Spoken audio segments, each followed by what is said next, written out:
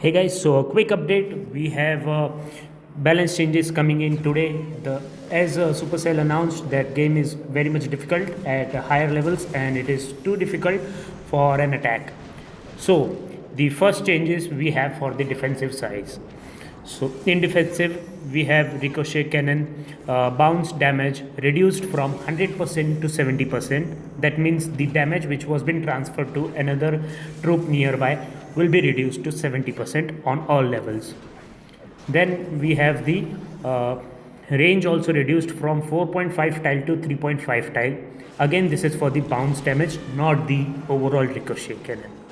Second, we have multi-archer tower attack speed slowed from 500 milliseconds to 600 milliseconds. That means now each multi-archer tower will do a late attack.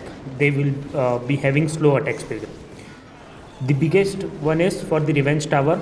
We have attack speed slowed from 300 milliseconds to 350 milliseconds. Stage activation required increased to destroy 25 buildings to 25 buildings for stage 3 and 50 for stage 4. So we have these two changes for the revenge tower, which is for level for stage 3 and stage 4, not the levels, the stage, the buildings which are required to get it activated. Another thing, multi-gear tower, that is the long range and the multi-gear tower which we can choose.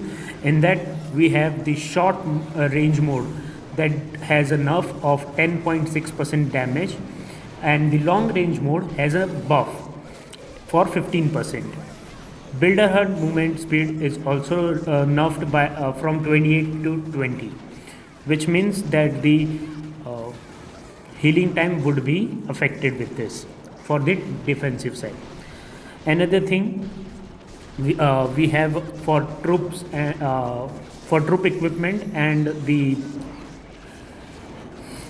pets. Sorry, I was so we have HP increase for poison lizard, and it is from 10 to 21%, and attacks range has also increased from 3.5 to 4.5 tiles for all levels. For the giant, the AI logic will be less prioritized by Warden and the Eagle.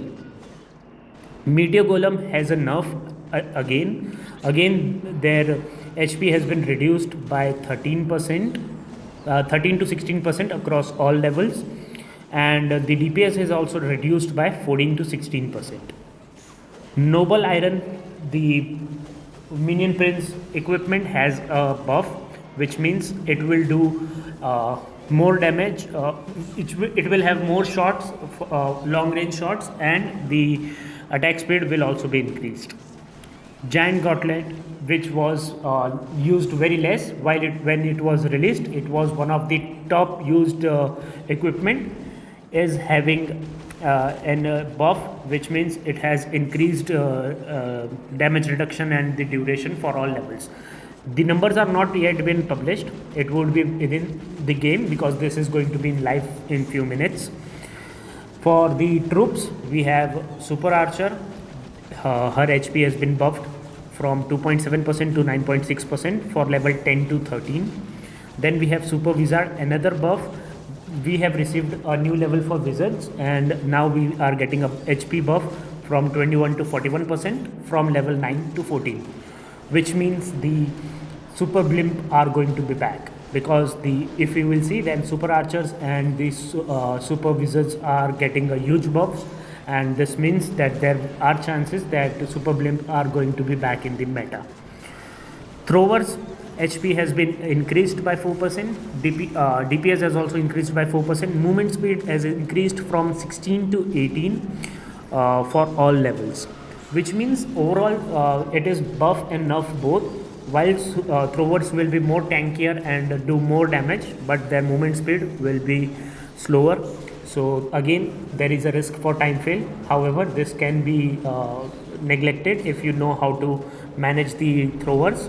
They were already strong. Now because of this, they are even strong. Final troop that is getting buff, that is super minion.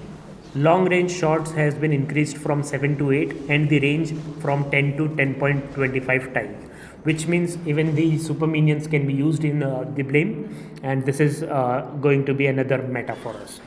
So that's it, guys. We'll release more details on this once the update is live.